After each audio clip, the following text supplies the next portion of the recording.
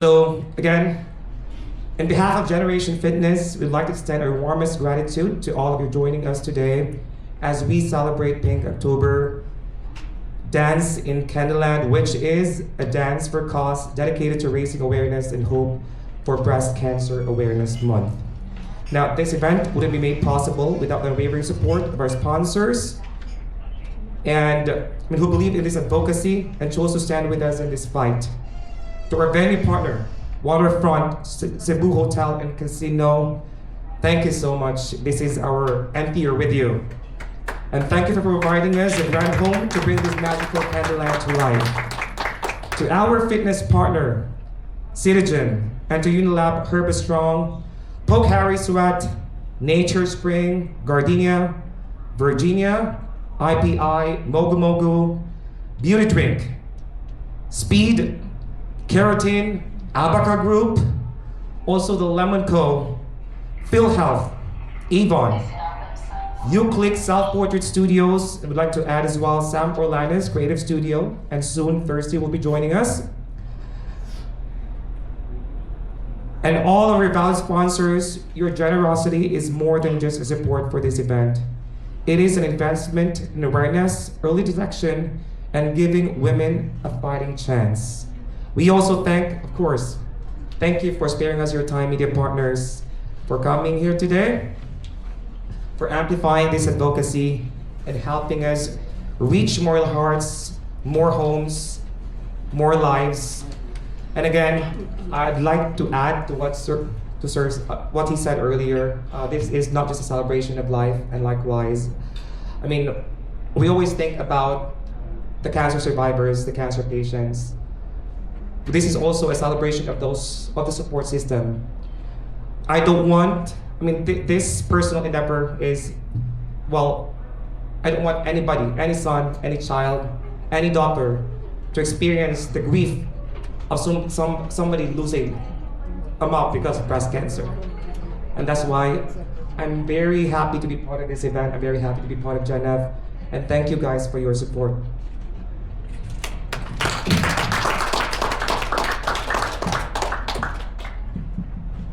Thank you, Chris, and we'd like to thank the good Lord for blessing our activity with the generous sponsorships of the various companies that extended their assistance to this activity. Again, we'd like to thank them. Let's give them a round of applause. Waterfront, Cebu Hotel, City Gym, Pocari Sweat, Phil Health, Speed, UClick, IPI, Gardenia, Virginia, the Lemon Company, who else? Avon, RDND, Unilab. yeah, and Unilab. Thank you. May the good Lord bless your hands, and we ask that you continue to be a blessing to others. And at this point, we would like to proceed with our question and answer from our friends from the media. And I would like to introduce our panelists. From my left, let's all welcome Chris Orlanes again.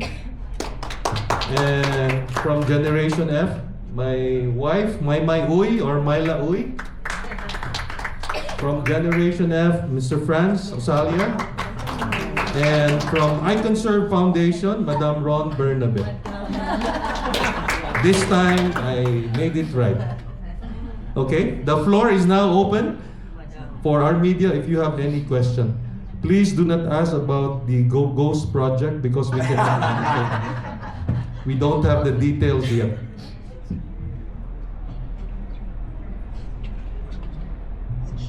Okay, if there's any question from our media.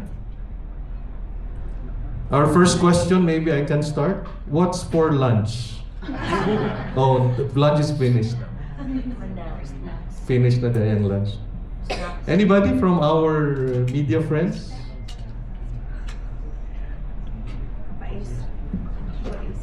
Our microphone is there. Kindly please state your name so that we can acknowledge you. Good afternoon, Fudge from DYSS. Let's give a round of applause to Fudge. Fudge from DYSS. Thank you. Sir, I'd like to ask if Do we have targets on how many beneficiaries are we targeting for those who will be availing the free mammogram? Thank you. Yeah. Are you the best person to answer is I think is Madam Ron. Hello, good afternoon.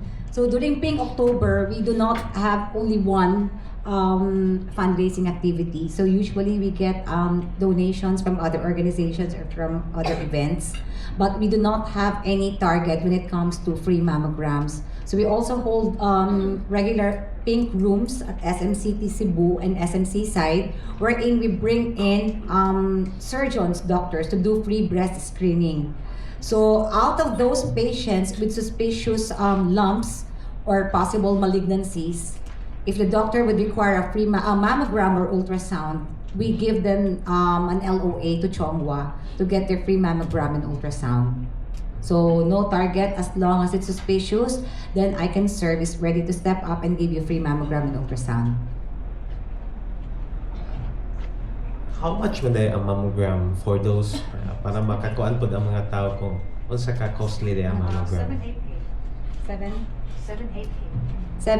to 8K. The mammogram is around 7,000 to 8K, but usually ultrasound is around 2,005 to 2,800. But that's the both nights the package. But usually during October, most of the hospitals give 20% discount for ultrasounds and mammograms. Okay. How many participants are we targeting for the event? For the event, We're targeting 700 to 1,000 participants. As of now, we produce 1,000 shirts and we still have 200 left. So 800 ang na-release na as of September. Thank you. Thank you, Paul. Any other question from our media friends? So the procedure is the doctor will first examine and detect, and if there's a need for mammogram, then I Can Serve will issue a letter of authority to an accredited hospital. Okay. Chongwa Hospital. Yes. Okay. So I hope it's clear. So it's not automatic. The doctor will determine whether mammogram is needed or not. Okay. Thank you. Hello, good afternoon. Good afternoon. I'm Mine Newman of Manila Standard and I'm a news blogger too. Tagpila ang koan kaning ticket para sa dance. Okay, you're expecting about 700 to 1,000 participants. So tagpila ang ticket. Kunya, give us a rundown on what will happen on that day. The ticket is not ticket, but we're producing shirts. Of course, I would like to acknowledge the one who produced our shirts, Martis Apparel. Sir Marvin Conson is at the back. Sila ang nag-produce sa shirts. It's 550. So we have to buy the shirt para maka-enter. Yes, registration. So apil na siya ang ticket. That's the ticket actually, the shirt itself. And 550, the 50 goes to the instructor. Mostly what we're doing is that the 50 pesos is the commission of the instructor who is selling it. So the 500 will be sa event. Of course, we're doing the logistics. And that's it. What's gonna happen on the day? We're gonna start at 1 p.m. for the registration. And program starts at 2 p.m. We're doing raffles. It's gonna be a 2-hour dance event, and then of course at the end part we're gonna do the raffles awarding, and we also have games for that, not just Why? dancing. Okay, why Candyland? Are there candies there? And Actually, yeah, every year we are like doing different themes. Last year we did the Barbie and Ken theme, and this year we're doing Candyland because we want it to be sweet. No?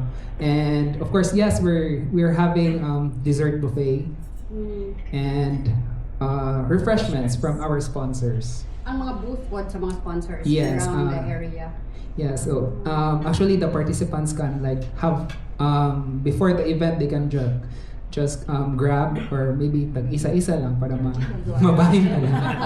Dili na pwede dili mag-hoarding. So yeah, that's it. Thank you, Miss Mai.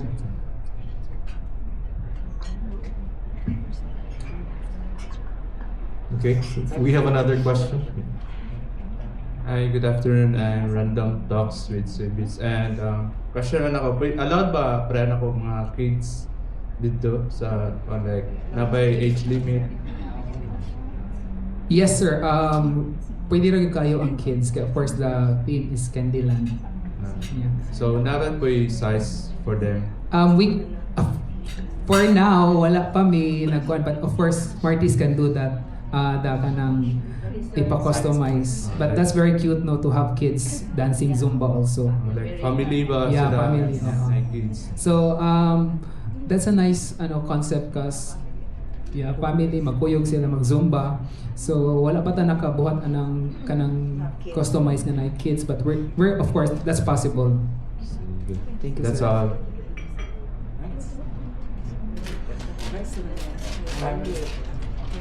Hi, I'm Victoria from my TV. So my question is, beyond the press conference and dance in Candyland on October 18, right? What activities are lined up to sustain awareness through the month? We're planning also to do not just in Waterfront, other places like can I name say the hotel? Is it okay? We're doing a fun walk and another Zumba in Shangri-La, and then of course Aqua Zumba. That's also a Zumba in the water, but in a different area also in Cebu. So not just on October 18. Thank you. So it's a series of activities after. I think the question was how can we sustain the activity Aside from right the- after the yeah. So I think I think I can answer that question because this one is activity sponsored by ChenF for I Can Serve Foundation. But to sustain the awareness, I Can Serve Foundation kasi it's an advocacy group composed of breast cancer survivors. So we want to empower women with breast cancer or women-related cancer information so that they can make informed decisions about their own health care. So for the whole month of October, we have lined up a lot of activities. So for one, I mentioned earlier, we have the Pink Room, wherein we offer free breast screening, or we're bringing the breast screening closer to the people because we know a lot of women, they don't want to go to the hospital. So instead of them going to the hospital, they can just go to the mall and have their breasts checked. And aside from that, we said we're raising awareness on early detection. We're pushing for better resources and empowering women with their own journeys. So we also have lined up activities for Pink Cancer Forums. That's a lay forum wherein they can attend. We have experts, medical experts, doctors to talk about breast cancer 101, the basic symptoms, the test, diagnosis, treatment, and everything. So that people, because there's a lot of misconception about breast cancer that it only happens to older women, it doesn't happen to men. So at least people will be enlightened about what breast cancer is. Then aside from that, we take care of the health, the women emotionally, mentally, spiritually. So we also have, like this one is physical, we have the regular Zumba events. We have actually two. And then with spiritual, we also have the healing mass at SM. So we also had other fundraising activities wherein we produce pink tote bags to raise to raise funds for the free mammogram of indigent patients. Then we also have like seminars or lay forums in different hotels to test their employees. Because if I remember it right, one hotel wherein we had the pink room, one employee was diagnosed. So it was early. So that's why we're into it, because we want to catch early at an early stage, because when stage 3 or 4, okay, if I can mention it to them, that's why she's asking about it, because her mom died of breast cancer just last year. She was diagnosed already at stage 4. So that's why when I was talking with her, I told her that that's the real reason why all of the ladies here are advocating early awareness, because we're just so happy and blessed that ours were diagnosed really early. And here we are, thriving and surviving. So we want to use our voice in whatever way we can to tell the people that early detection indeed is the best protection. Early detection saves lives, and like what Chris said earlier, early detection makes families whole. Okay, thank you so much. It's really nice that you've done all this. Thank you, Miss. Thank you. Any other questions, sir? Yeah, my name is Tambok Malagan. I'm a vlogger and part of Brand Junior Media. So my question is, during the event, since this is to promote breast cancer awareness, is there any activities where during the event there is a free checkup of the breast of the mom? Or consultation, a free consultation during that time? Actually, we have not thought about that, but maybe we can discuss it with Generation Fitness because we have a roster of volunteer doctors. So who knows, Yeah. doctors might want to join the event and offer free breast screening or have their breast checked. Thank you, Tambok Nalagan, for this suggestion. I think a lot of women would really love to That's correct. go to the Zumba and have their breasts checked. That's It's a like plus. eating two birds in one stone. Exactly. Thank you so much. Yeah. We're The getting idea. Don't forget to Yes, follow. we're getting great ideas for the October 18th, just like the shirt for kids, family. Yes. So thank you We'll for add all that. the idea. Because actually, Generation Fitness has been prepared for this since month of June, and that's why we've released 800 shirts, and we have this much as sponsors as early as today. It's just a month from now, so yes, we'll definitely look into that, and we'll check for more sponsors who can help us with that event. Yeah, Yes. and imagine paying 500 pesos or 550 for the shirt, so that comes with free breast consultation. Yes. Thank you so Okay, much. thank you. Or maybe they should do it after dancing. What if there's something suspicious that they cannot dance anymore? That's They a will good feel idea. sad. You dance first, then you check Yeah. if there's anything. Yeah, thank you so Thank much. you so much for the And don't forget to suggestion. follow That's Tambok nice. Nalagan. Tambok Nalagan. Any other question? No more question? I'd like to pose this question to the group. Will you accept donation from politicians involved in ghost projects? No? Just course it through the bank to make it clean. I'm just kidding, I'm just kidding. Or maybe the donation came from us also. So we'd rather accept it and use it for a It's better our money purpose anyway. because it's the taxpayers' money. No? I'm just kidding, I'm just kidding. Good afternoon again. Among your highlights here for the event would be the special tribute for breast cancer survivors. Do we have any today who can share his experience or her experience regarding breast cancer illness? We have a lot. Actually, I was diagnosed with breast cancer in 2017 at the age of 45. So, no one is prepared for a cancer diagnosis. So everyone processes it differently, but it often leads to a major emotional turning point. So like other cancer patients, so I went through a roller coaster of emotions. So I went through parang denial, anxiety, depression, but not for a long time. Because at that time, I tried looking for an advocacy group or a support group, and I was just so lucky to find I Can Serve Foundation. So I met different survivors. So these ladies really helped me find hope and healing. Because when you get diagnosed with breast cancer, you get overwhelmed with a lot of unsolicited advice. So nag-advise, magpa-alternative ka, magpa-anik ka. But ako, I trusted my medical doctor. Okay? So, also, it won't help you much if knowledge is power. Having the right information is okay, but not overwhelm yourself too much, especially when you get a lot of readings online. So I will tell you this, not all sources are accurate, and not all experiences will reflect your own.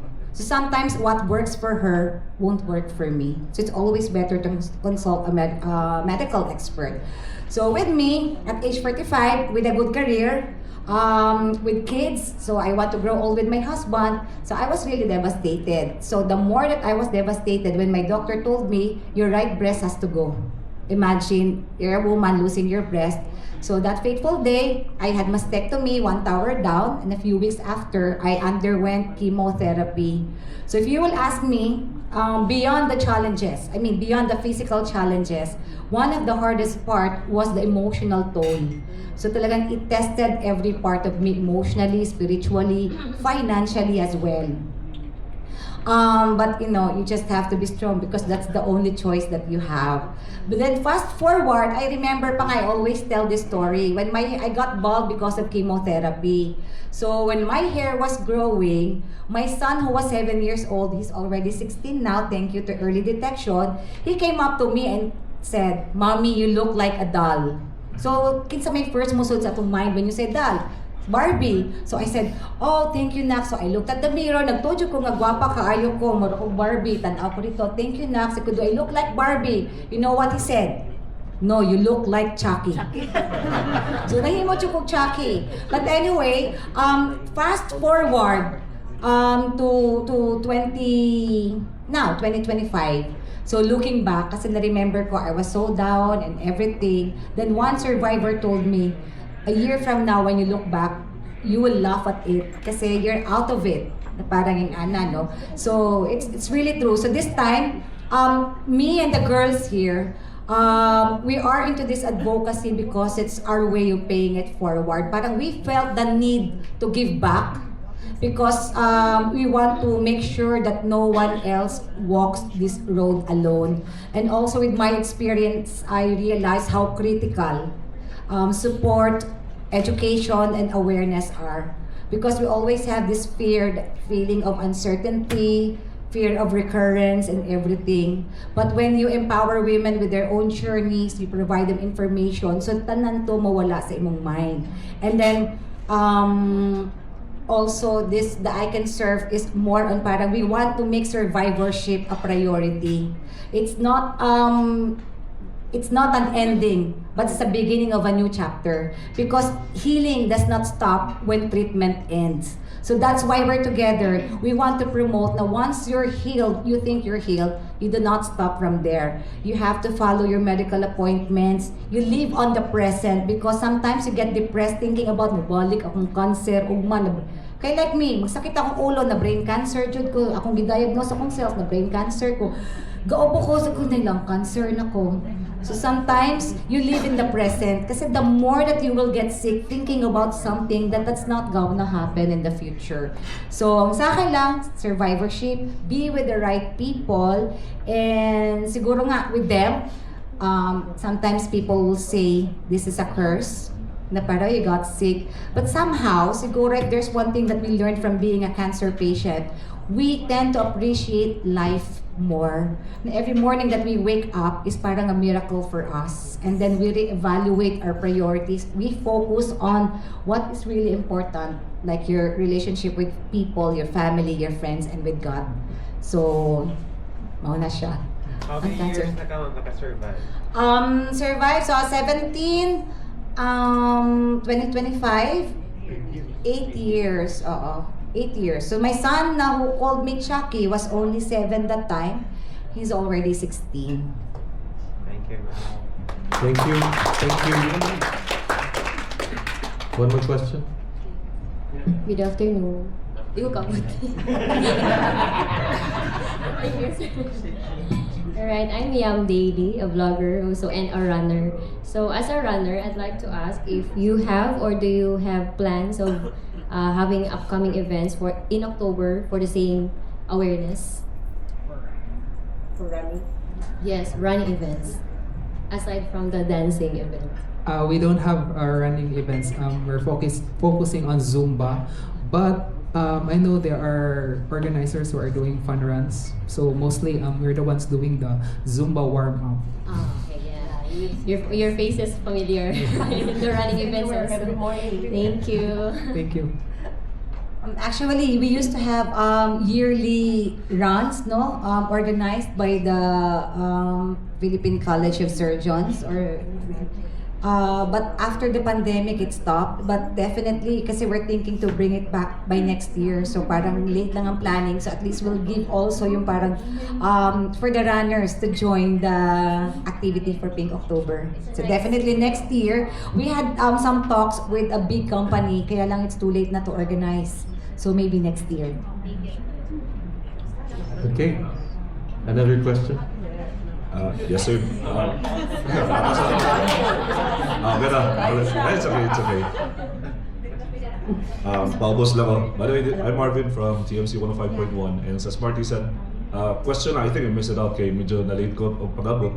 Asa na pwede maka-register? Kay, pala na ko, interested ko mo join and mo todo hataw juguan eh. Ako natin, asa ta pwede, kinsa mo i-approach? Is it with I Can Serve Foundation or Generation Fitness in Waterfront? From Generation Fitness. Okay, sige. She's the one, this lady here, Chari. Nagwapahaw. Oh, di ba, friends mo? You get in touch with her for the registration. Sige. Alright, sige. Thank you so much. Or siguro Marvin, kasi we both have FB pages. So you Yes. can check Generation Fitness na page. Yep. Sa Facebook, and of course, yung I Can Serve Foundation Inc. Cebu link. Yeah. So if in case there are inquiries naman regarding this event, we Yeah. will just forward it to Generation Fitness. Okay, thank you so much, ma'am. Thank you. We had this like way back before pa, ma'am, di ba? Kano sa dili nagsugod? Sorry, there's a question na wala na ko nakunanaan ganina. Actually, we started the Zumba event, not the major big event. We used to have like small Zumba activities in Ayala Center every Wednesday, and it was really kinda under France. So when we started talaga the Zumba events, maybe when was that? Mga 4 years ago, but it stopped Yeah. during the pandemic. Yeah. Oh, si Sir Franz, contact. Even during pandemic, nag-online sa Online, pandemic, we were with I Can Serve also. So, thank you so much, I Can Serve Foundation, Generation Fitness, and also Waterfront for hosting this and making this event possible. Sige. And thank you also for the shirts. The shirts are really comfortable. Really katul. Katul. Thank you. Sir Marvin, Yes. akong i-add lang. Yes. The survivors over here are interested sa jacket. Wow ka? Sige. Atol na So we will order. nakadasekoy mo na. Atol na storyaan. Sige, Kaya makadungog ang tanan. Sige, thank you. Thank you, sir.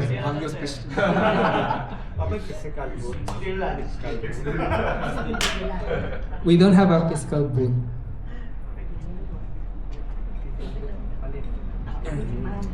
Okay, so this afternoon we learned so much. We have another question. Yes, hello. Good afternoon, sir. Good afternoon, ma'am. I'm Miss Richie from Wow the Wow Online Radio.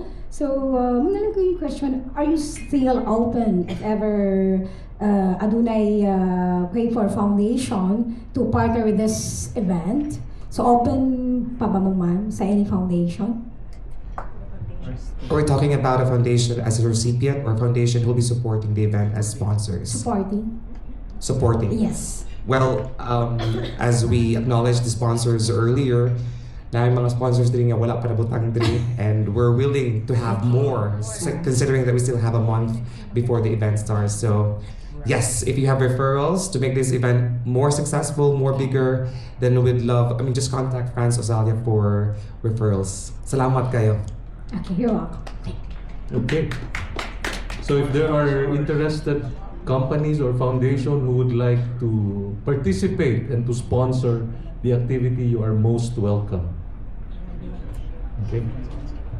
By the way, for Generation Fitness as well, just to add, especially for our media partners, if you have any events which is for a cause, where you think we can promote this event and you need a Zumba instructor, just contact Generation Fitness because we can have it done pro bono as long as it's an event for a cost. And again, it's X deal, like promoting Pink October 18 event as well. Huh? Thank you. Okay, so if you have any questions pa regarding breast cancer, para ma-address po na to sa survivors. Anyone? Don't ask us lang kung unsay missing na mong tutoy. Kay murag ka na, guess na lang. Left or right or down. We've learned the science of balancing. That was one of our challenges at the beginning. Fake na lang, fake. Yeah, faith na lang. Actually, I had this plan before having a reconstruction. So during my surgery, mastectomy, I had another plastic surgeon instructing my surgeon on where to do the incision para like when I'm totally healed, I will have the reconstruction. But after going through, you know what, I went to the mall with a hanging grenade. Kana akong drain, and then after a while, matukod to kay drain dyan na ako, kay napay magtulo. So I was in the mall, nobody expected na marag cancer patient, dahil ba din tutoy. Kaya akong gamit ka na marag ng raffles, chud ba? Para di maklaro. So after that, marag sabi ko ilisod, and then I talked with the doctor and he said, okay, I'll get your tambok diri, waan ti ka diri sa luyok, waan ti ka, kasi mamatay man siguro ng laplap ani. Para daw, I don't want to get the silicone, I don't want to, so it should be part of my body, so laplapan ko, di na pa siya, ay lindot, kay tamitak jud, ay na lang, kay mamatay jud ko ani. So no na lang.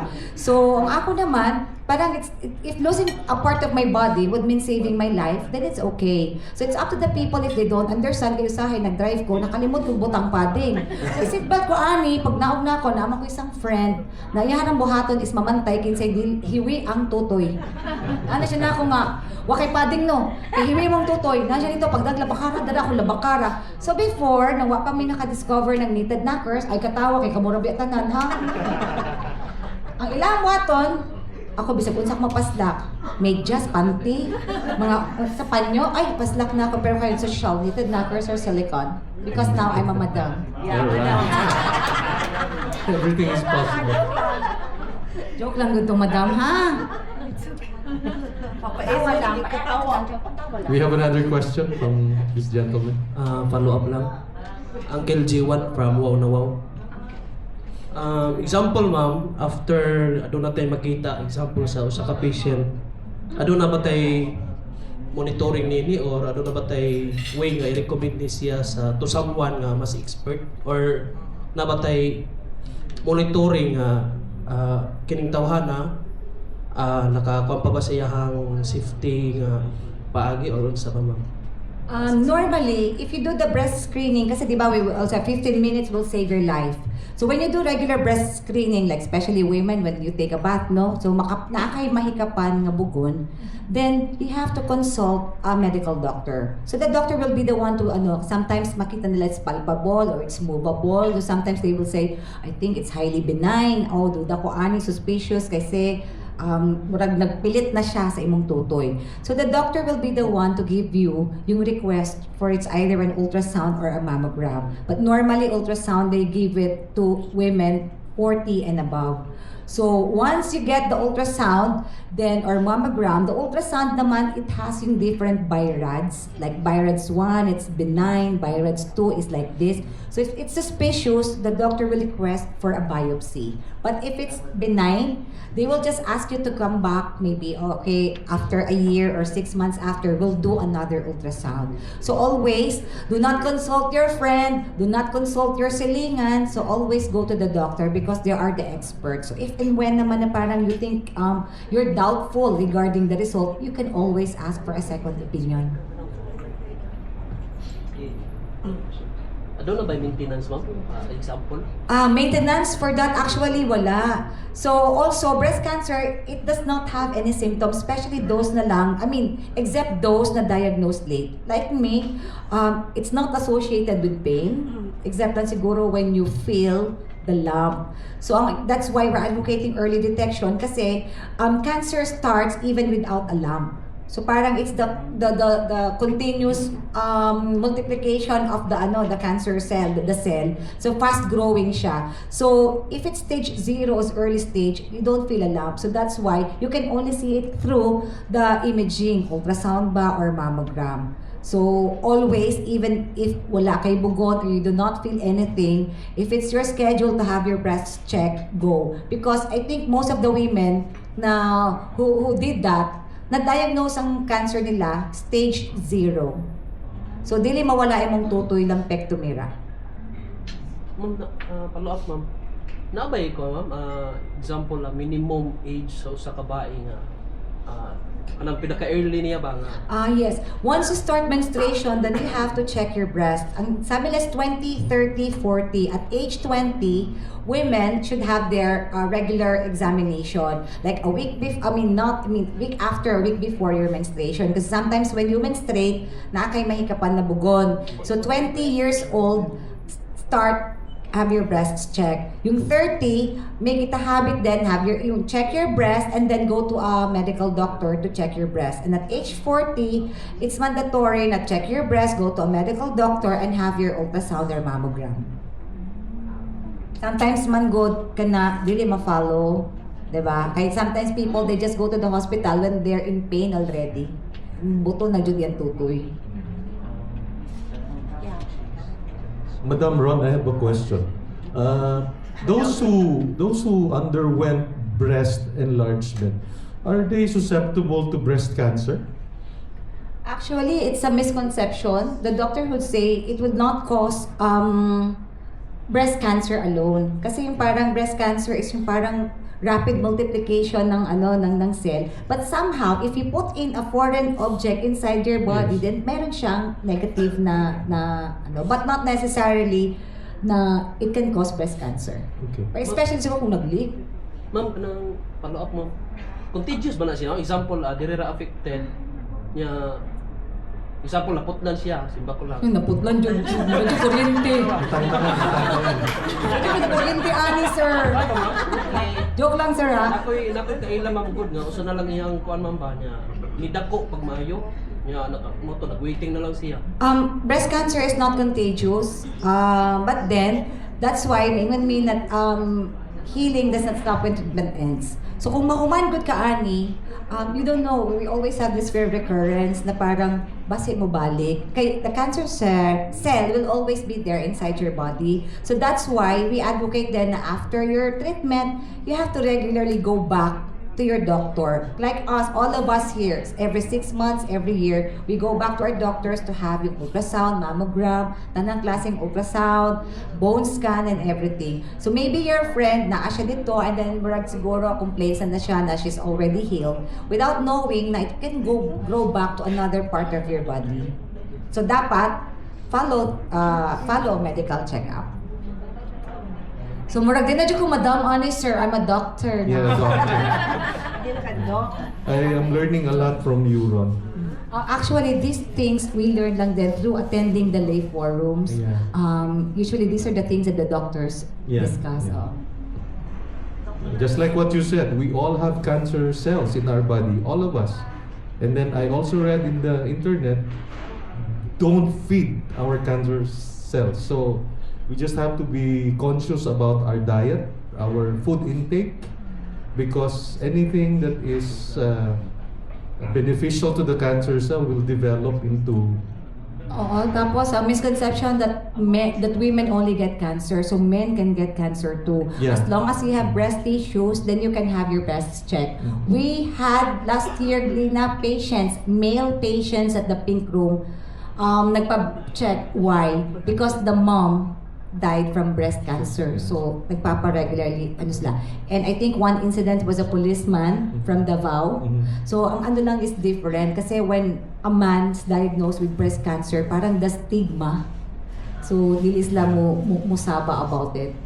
But it happens. Yeah. But number one also, it's always good to maintain an active lifestyle. The doctor would always tell me, before the doctor told me, you get sports watch.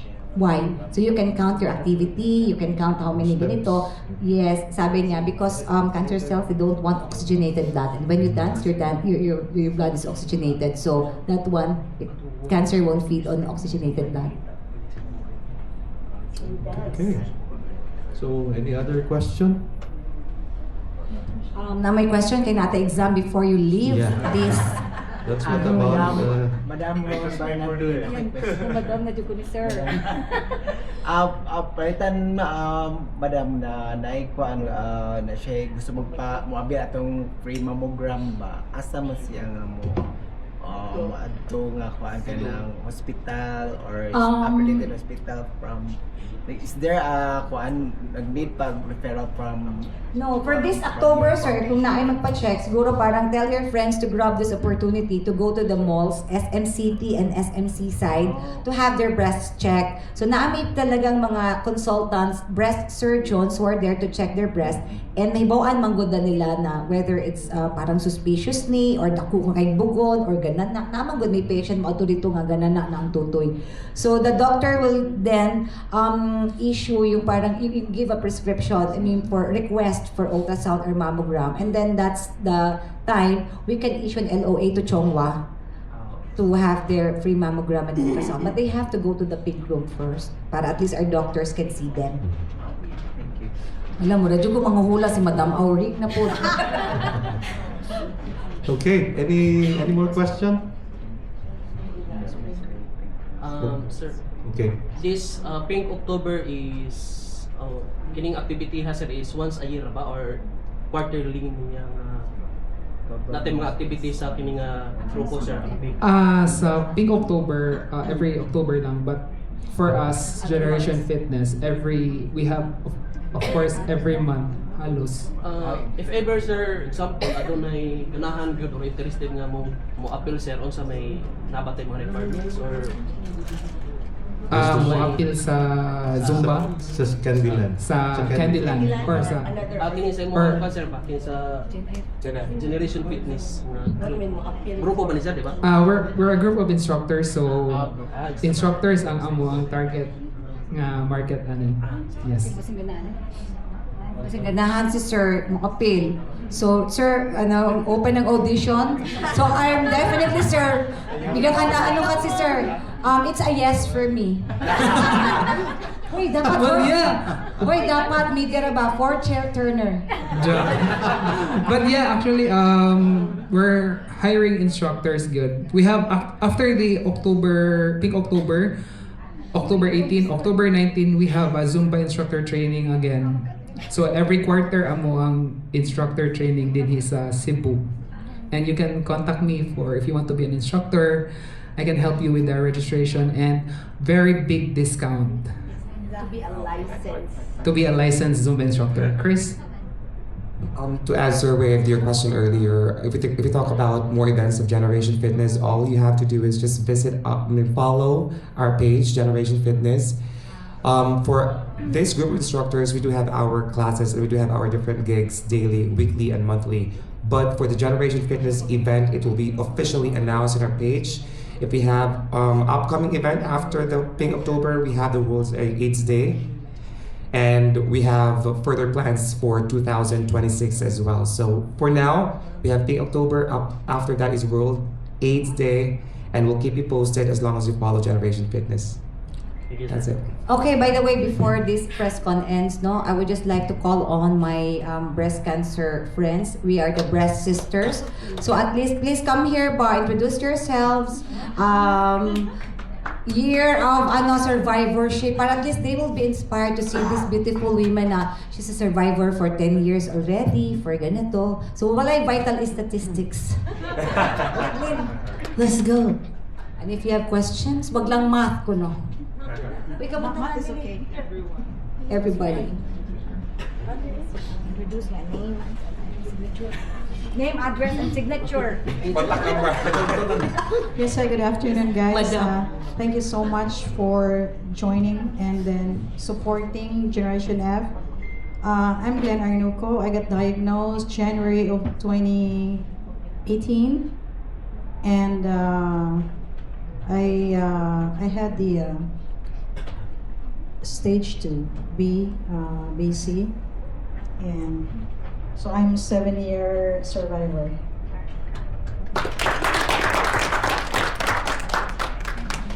Ako dahil si Jima Laprax, stage 2B, na-diagnose ko atong January 2013. I'm Claire Espirito, diagnosed October 2016, stage 1. Hello, I'm Evelyn. I was diagnosed with the left breast 2019 and the right breast 2022.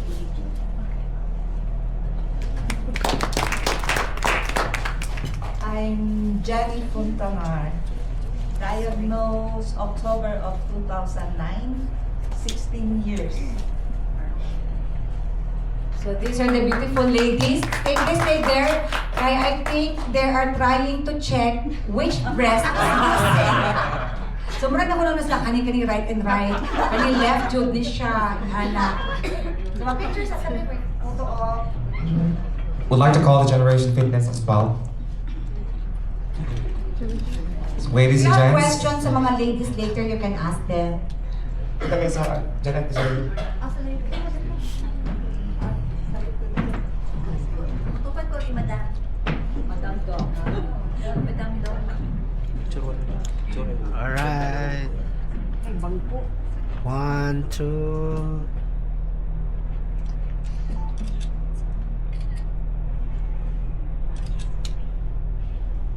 Okay, jump shot.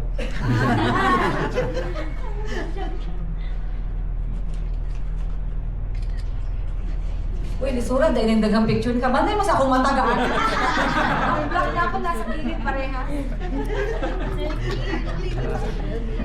Lisura bilang mata na dali pikas sa nadali niya. Anak jud ko. Medyo black na niya good. We should be happy lang with life, no? Kay ang man na may cry. Okay, so do we have another question? No more question? We'll proceed to. We have another question. No more. So maybe call on Charlie to. Chap, to handle the icebreaker. Yeah, we have a little something for everyone. A little games. Yes, we are ruffling off house and lot. Yes. Christina North. Christina Pagkit. Di ba mga wait this?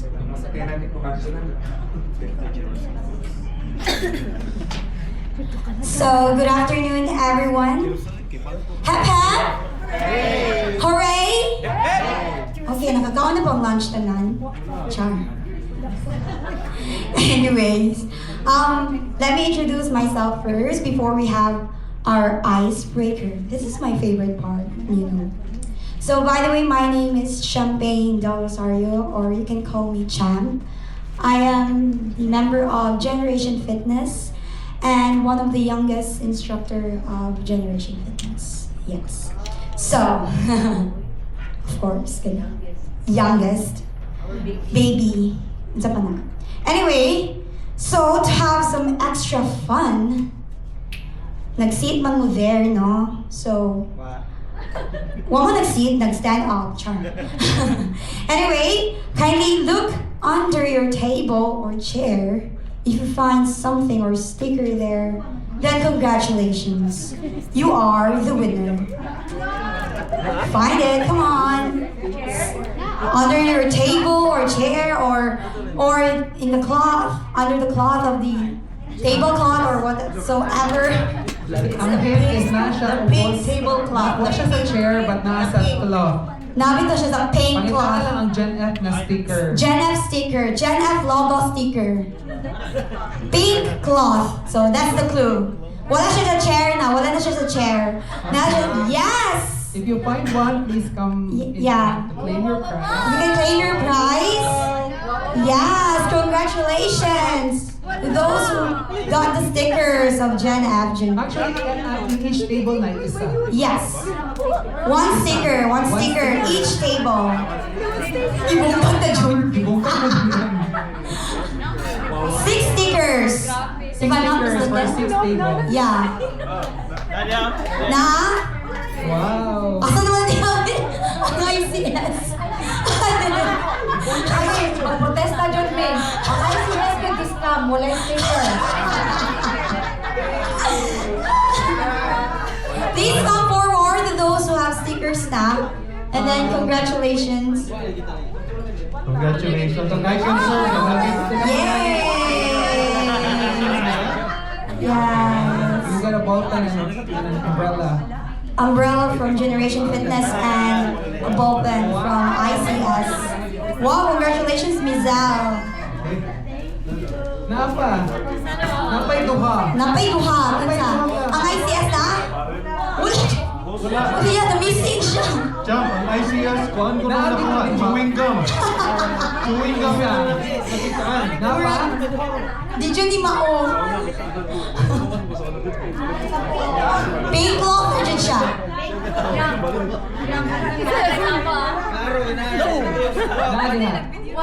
Lotions. Sila Jim. Ayan! Yay! Congratulations! Yay! So, yes. Imposible yung ICS, wala G sticker no sa table. So that is our icebreaker. And we will present our A little something for everyone. Yes. A glimpse of what's happening on Pink October. Of course, with the I Can Sir Foundation. Sige. All eyes will be staying on that side. Okay. So we have a t-shirt. What I Can is going to Sir. happen? Isang wata kay Bao, manayaw ka dito. Correct, correct.